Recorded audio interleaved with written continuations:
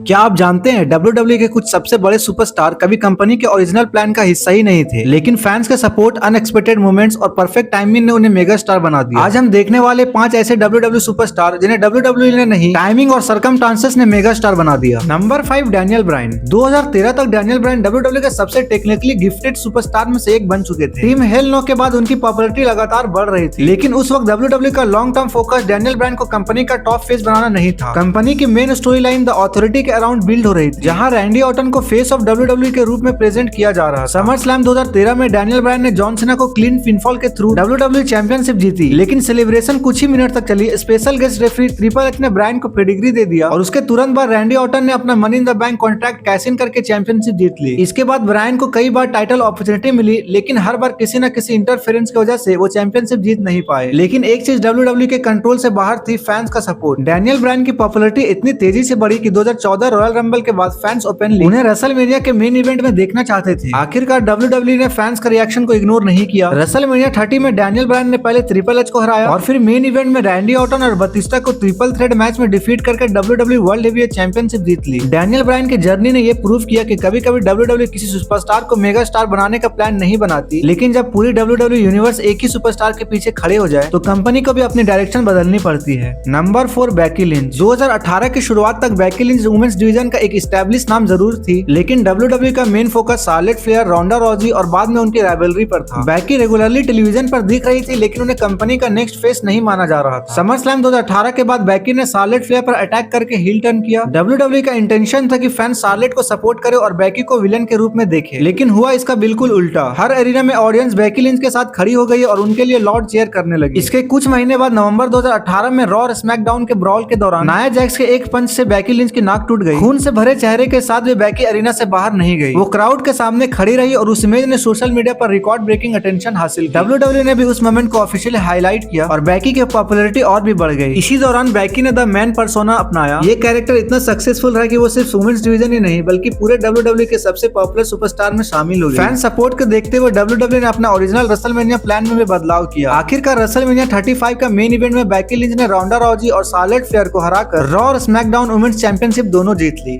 Number 3, Kofi Kingston. 2019 की शुरुआत में WWE का प्लान कॉफी किंगस्टन को WWE चैंपियनशिप पिक्चर में लाना नहीं था, लेकिन फरवरी 2019 में एक अनएक्सपेक्टेड सिचुएशन ने सब कुछ बदल दिया। मुस्तफा अली इंजरी की वजह से एलिमिनेशन चैंबर मैच से बाहर हो गए और उनकी जगह कॉफी किंगस्टन को मैच में इंक्लूड किया गया। ये डिसीजन ओरिजिनली सिर्फ एक रिप्लेसमेंट था, लेकिन एलिमिनेशन चैंबर में कॉफी ने एक्सेप्शनल परफॉर्मेंस दी। उन्होंने डैनियल ब्रायन के खिलाफ लगभग 33 मिनट तक फाइट की और मैच हारने के बाद भी पूरा क्राउड उनके अपॉर्चुनिटी डिजर्व करते हैं। फैंस का सपोर्ट हर वीक ज्यादा स्ट्रॉन्ग होता गया और #कॉफीमेनिया सोशल मीडिया और WWE प्रोग्रामिंग का मेजर पार्ट बन गया। आखिरकार रेसलमेनिया 35 में कॉफी किंगस्टन को डैनियल ब्रायन के खिलाफ WWE चैंपियनशिप मैच मिला। कॉफी ने ब्रायन को डिफीट करके अपने कैरियर में पहली बार WWE चैंपियनशिप जीती। इस विक्ट्री के साथ वो WWE हिस्ट्री के पहले अफ्रीकन बॉर्न WWE चैंपियन ही बने। Number 2, stone cold Steve Austin. आज स्टोन कोल्ड स्टीव ऑस्टिन को WWE हिस्ट्री का सबसे बड़ा सुपरस्टार माना जाता है, लेकिन जब वो 1995 में WWE में आए थे तब उनके लिए ऐसा कोई प्लान नहीं था। डेब्यू के बाद उन्हें द रिंग मास्टर नाम का गिमिक दिया गया। ये कैरेक्टर ऑडियंस के साथ कनेक्ट नहीं कर पाया और ऑस्टिन भी टेलीविजन पर कोई मेजर अट्रैक्शन नहीं बन सके। 1996 में king of the ring tournament जीतने के बाद स्टीव ऑस्टिन ने एक इम्प्रोवाइज प्रोमो दिया, जिसमें उन्होंने जैक द स्नेक रॉबर्ट्स को एड्रेस करते हुए 3:16 प्रोमो दिया, जो इतना फेमस हुआ क्योंकि WWE ने इस लाइन को पहले से स्क्रिप्ट नहीं किया था, लेकिन फैंस ने इसे तुरंत अपना लिया। इस प्रोमो के बाद ऑस्टिन की पॉपुलैरिटी तेजी से बढ़ने लगी। WWE ने धीरे धीरे रिंग मास्टर गिमिक को पूरी तरह खत्म करके उन्हें एंटी हीरो कैरेक्टर पर फोकस करना शुरू किया। बियर ड्रिंकिंग, ऑथोरिटी को चैलेंज करना और उनके एटीट्यूड ने उन्हें ऑडियंस का फेवरेट बना दिया। 1997 और 1998 तक स्टोन कोल्ड WWE के सबसे बड़े सुपरस्टार बन चुके थे। विंस मैकमैन के साथ उनकी राइवलरी ने एटीट्यूड एरा को डिफाइन किया और कंपनी को मंडे नाइट वॉर्स के दौरान बहुत बड़ी पॉपुलैरिटी मिली। स्टोन कोल्ड स्टीव ऑस्टिन की जर्नी ये प्रूव करती है कि कभी-कभी एक फेल गिमिक और एक अनस्क्रिप्टेड प्रोमो भी WWE हिस्ट्री के सबसे बड़ा मेगास्टार क्रिएट कर सकता है। नंबर 1, जे उसो।